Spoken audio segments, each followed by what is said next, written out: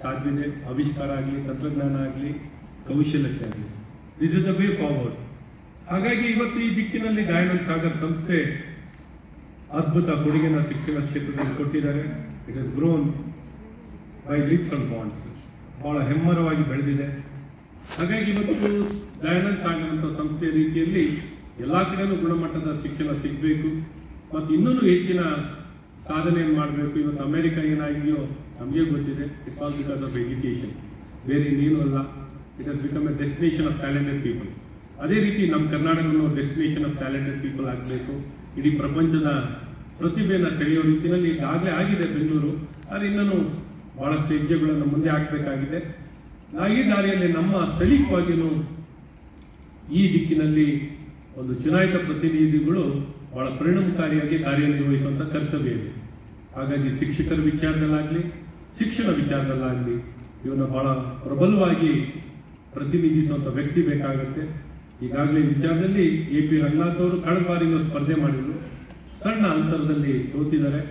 ಇವರು 3 ರಂಗದಲ್ಲೂ 3 ಏನು ಅಂಗಗಳಲ್ಲೂ 3 ಅಂಗ ಅಂದರೆ ತಮಗೆ ಗೊತ್ತಿದೆ, ಕಾರ್ಯಾಂಗ, ಶಾಸಕಾಂಗ ಮತ್ತು ನ್ಯಾಯಾಂಗ. 3 ಅಂಗಗಳಲ್ಲೂ ಕೆಲಸ ಮಾಡುವಂಥ ಪ್ರತಿಭಾವಂತರಿದ್ದಾರೆ. ಹಾಗಾಗಿ 3 ಅಂಗ, ಬೇರೆಯವರೆಲ್ಲ ಸಾಮಾನ್ಯ 2 ಅಂಗಕ್ಕೆ ನಾವು ಸೀಮಿತ ಆಗಿರ್ತೀವಿ. ಆದರೆ ಇವರು 3 ಅಂಗದಲ್ಲಿ ಇದ್ದಾರೆ. ಹಾಗಾಗಿ ಪ್ರಬಲವಾಗಿ ನಿಮ್ಮ ಧ್ವನಿಯಾಗಿ ನಿಮ್ಮ ಹಿತವನ್ನು ಕಾಪಾಡಲಿಕ್ಕೆ ಬಹಳ ಉತ್ತಮವಾಗಿ ಪರಿಣಾಮಕಾರಿಯಾಗಿ ಕಾರ್ಯನಿರ್ವಹಿಸುವಂಥ ವಿಶ್ವಾಸ ನನಗಿದೆ. ಇದ್ರ ಜೊತೆಯಲ್ಲೇ ನಮ್ಮ ಭಾರತೀಯ ಜನತಾ ಪಾರ್ಟಿ ಅಥವಾ JDS ಇವತ್ತು ರಾಷ್ಟ್ರೀಯ ಶಿಕ್ಷಣ ನೀತಿಯಲ್ಲಿ ಬಲವಾಗಿ ನಂಬಿರುವಂಥ ಒಂದು ಪಕ್ಷ. ಇವತ್ತು ಶಿಕ್ಷಣಕ್ಕೆ ಬಹಳಷ್ಟು ಸುಧಾರಣೆಗಳು, ರಿಫಾರ್ಮ್ಸ್ ತರ್ತಿರುವಂಥ ಪಕ್ಷಗಳು. ಇವತ್ತು ತಮಗೆಲ್ಲ ಗೊತ್ತಿದ್ದಾಗೆ ಎಜುಕೇಷನ್, 3rd ನ್ಯಾಷನಲ್ ಎಜುಕೇಷನ್ ಪಾಲಿಸಿನ ಬಹಳ ಪ್ರಬಲವಾಗಿ ನೀವು ಇಮ್ಯಾಜಿನ್ ಮಾಡಲಿಕ್ಕಾಗಲ್ಲ.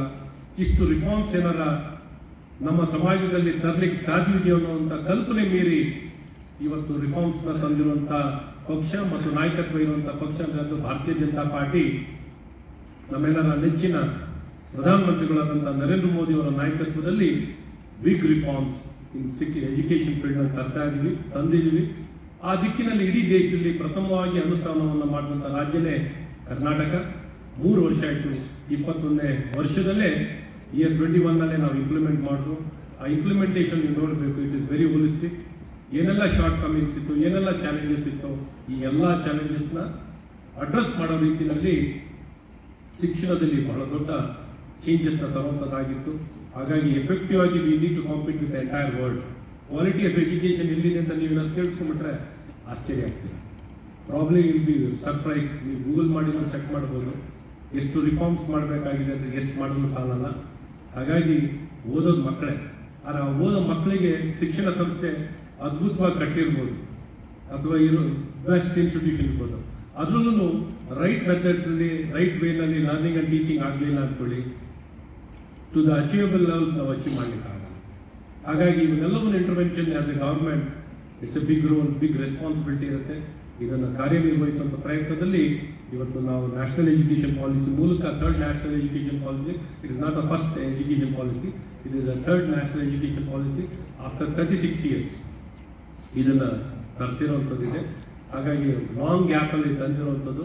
ಹಾಗಾಗಿ ಇವತ್ತೇನು ಅಮೆರಿಕದಲ್ಲಿ ಹೆಚ್ಚು ಸಾಧನೆ ಏನಾಗಿದೆಯೋ, ಅಲ್ಲಿ ಏನು ಪ್ರಗತಿಯನ್ನು ಕಂಡಿದ್ದಾರೆ, ಲ್ಯಾಂಡ್ ಆಫ್ ಆಪರ್ಚುನಿಟಿ ಅಂತ ಏನು ಕ್ರಿಯೇಟ್ ಆಗಿದೆಯೋ ಅದಕ್ಕಿಂತ ಚೆನ್ನಾಗಿ ಆಗಬೇಕು, ಭಾರತ ವಿಶ್ವಗುರು ಆಗಬೇಕು ಅಂದರೆ ಗುಣಮಟ್ಟದ ಶಿಕ್ಷಣ, ತಂತ್ರಜ್ಞಾನ, ಕೌಶಲ್ಯತೆ, ದೀಸ್ 3 ಥಿಂಗ್ಸ್, ಈ 3 ಮಂತ್ರಗಳನ್ನು ಯಾವ ಸಮಾಜ ಅಳವಡಿಸ್ಕೊತಾರೋ ಅಲ್ಲಿ ಸಮಾನತೆ, ಅಲ್ಲಿ ಇನ್ಕ್ಲೂಸಿವಿಟಿ ಆ್ಯಂಡ್ ಈಕ್ವಿಟಿ ನೋಡಲಿಕ್ಕೆ, ಈಕ್ವಿಟಬಲ್ ಸೊಸೈಟಿಯನ್ನು ನೋಡಲಿಕ್ಕೆ ಈ 3 ಮಂತ್ರಗಳನ್ನು ನಾವು ಅಳವಡಿಸ್ಕೊಳ್ಳೇಬೇಕಾಗುತ್ತೆ. ಈ ಅಳವಡಿಸ್ಕೊಳ್ಳಿಕ್ಕೆ ಬಿಗ್ ವೇನಲ್ಲಿ ನಾವು ಮುಂದೆ ತೊಗೊಂಡೋಗಿದ್ದೀವಿ. ನಿಮ್ಗೆ ಆಶ್ಚರ್ಯ ಆಗ್ಬೋದು. ಇವತ್ತು ನಾನು ಹೇಳಕ್ಕೆ ಹೋದರೆ ಡಿಜಿಟಲೈಸೇಷನಲ್ಲಿ ಕರ್ನಾಟಕದಲ್ಲಿ ನಮ್ಮ ಸರ್ಕಾರದಲ್ಲಿ ಡಿಜಿಟಲೈಸೇಷನ್ ಕಂಪ್ಲೀಟ್ ಆಗಿ ಮಾಡಿದ್ವಿ. ಪ್ರಾಬ್ಲಿ ಇಲ್ಲಿ ಪ್ರೊಫೆಷನಲ್ ಎಜುಕೇಷನಲ್ಲಿ ಮೆಡಿಕಲ್ಲು, ಡೆಂಟಲ್ ಇರೋರಿಗೆ ಮತ್ತು ಪ್ಯಾರಾಮೆಡಿಕಲಲ್ಲಿ ಇರೋರು ನಮ್ಗೆ ಜಾಸ್ತಿ ಕನೆಕ್ಟ್ ಆಗಿರಲಿಲ್ಲ. ಆದರೆ when it comes to the engineering, when it comes to the degree education, ಅದರಲ್ಲೂ ನೀವು ಪ್ರೈವೇಟ್ ಯೂನಿವರ್ಸಿಟಿಗಳಿದ್ದೀರಾ, ನಿಮಗೂ ಅಷ್ಟು ಕನೆಕ್ಷನ್ ಬರೋಲ್ಲ. ಎಲ್ಲೆಲ್ಲಿ ಯೂನಿವರ್ಸಿಟಿ ಇಲ್ಲ, ನಮ್ಮ ರೋಲ್ ಭಾಳ ದೊಡ್ಡದಾಗಿದೆ. ಇಡೀ ವರ್ಲ್ಡಲ್ಲಿ 2 ಥಿಂಗ್ಸ್ ಭಾಳ ಸ್ಟ್ರಾಂಗ್ ಆಗಿ ಇನ್ಸಿಸ್ಟ್ ಮಾಡ್ತಿರೋದು, ಬೇಕಾಗಿರುವಂಥದ್ದು, ಒಂದು ಡಿಜಿಟಲೈಸೇಷನು, ಒಂದು ಯೂನಿಫೈಡ್ ಡೇಟಾ. ಯೂನಿಫೈಡ್ ಡೇಟಾ ಅಂದರೆ ಕಂಪ್ಲೀಟ್ಲಿ ನೆಟ್ವರ್ಕ್ ಆಗಿ ಎಲ್ಲ ಡೇಟಾ ಫ್ಲೋ ಆಗೋ ರೀತಿಯಲ್ಲಿ ವೈಸ ವರ್ಷ ಟೂ ಅಂಡ್ ಫ್ಲೋ ಎರಡು ಸೈಡಲ್ಲೂ ಫ್ಲೋ ಆಗೋ ರೀತಿಯಲ್ಲಿ ಸಿಸ್ಟಮ್ ಬಿಲ್ಡ್ ಮಾಡಿದ್ದೀವಿ. ಯಾವ ರೀತಿ ಸಿಸ್ಟಮ್ ಬಿಲ್ಡ್ ಆಗಿದೆ ಅಂದರೆ ನಿಮಗೆ ಇಟ್ಸ್ ಬಿಯಾಂಡ್ ಯುವರ್ ಇಮ್ಯಾಜಿನೇಷನ್. ಅಷ್ಟು ಅದ್ಭುತವಾಗಿ ಇಡೀ ವಿಶ್ವದಲ್ಲಿ ಒಂದು ರಾಜ್ಯ ಯೂನಿಫೈಡ್ ಡೇಟಾನ ಡಿಜಿಟಲೈಸೇಷನ್ ಇಂಪ್ಲಿಮೆಂಟ್ ಮಾಡಿರುವಂಥ ಇಡೀ ಪ್ರಪಂಚದಲ್ಲಿ ಒಂದು ರಾಜ್ಯ ಸಂಪೂರ್ಣವಾಗಿ ಮಾಡಿರುವಂಥ ಒಂದು ರಾಜ್ಯ ಅದು ನಮ್ಮ ಕರ್ನಾಟಕ ಅಂತ ನಿಮಗೆ ವಿಶ್ವಾಸವನ್ನು ಹೇಳಕ್ಕೆ ಇಷ್ಟಪಡ್ತೀನಿ. ಇಷ್ಟನ್ನು ನಾವು ಮಾಡಿ ತುಂಬ ದುಡ್ಡೇನು ಖರ್ಚು ಮಾಡಲಿಲ್ಲ. It is surprise. It is hardly 11 crores. 4 ಕೋಟಿ LMS ಸಿಸ್ಟಮ್ ಎಕ್ಸ್ಪೆಂಡ್ ಮಾಡಿದೆ ಅಷ್ಟೇ. ನಾವು 7 ಕೋಟಿ ಮಾತ್ರ ನಾವು ಯೂನಿಫೈಡ್ ಡೇಟಾಗೆ ಸ್ಪೆಂಡ್ ಮಾಡಿ ತುಂಬ ದುಡ್ಡೇನು ಸ್ಪೆಂಡ್ ಮಾಡಿದ್ವಿ. ಸೊ ಇಷ್ಟರಲ್ಲೇ ಹೇಗೆ ಮಾಡ್ಬೋದು ಅಂತ ತೋರಿಸ್ತಿದ್ದೀವಿ. ಮತ್ತು ಪ್ರತಿಯೊಬ್ಬ ಸ್ಟೂಡೆಂಟ್ ಹೇಗೆ ಪರ್ಫಾರ್ಮ್ ಮಾಡ್ತಾನೆ ಅಂತ ಗೊತ್ತಿರ್ತಾರೆ. ಮತ್ತು ಒಂದು ಟೀಚರ್ ಒಂದು ಕ್ಲಾಸ್ನಲ್ಲಿ ಪಾಠ ಮಾಡಿದ್ರೆ ಹೇಗೆ ಅರ್ಥ ಆಗಿದೆಯೋ ಅನ್ನೋದನ್ನು ಇಮಿಡಿಯೇಟಾಗಿ ಸೇಮ್ ಅವರ್ನಲ್ಲಿ ರಿಯಲ್ ಟೈಮ್ನಲ್ಲಿ ನಮ್ಗೆ ಸಿಗುವಂಥದ್ದು. ಮತ್ತು ಎಲ್ಲ ಇನ್ಫಾರ್ಮೇಷನ್ ಯಾವುದಕ್ಕೂ ಹುಡುಕಾಡಬೇಕಾಗಿಲ್ಲ. ಎಲ್ಲ ಡೇಟಾನು ಫ್ಲೋ ಆಗುತ್ತೆ.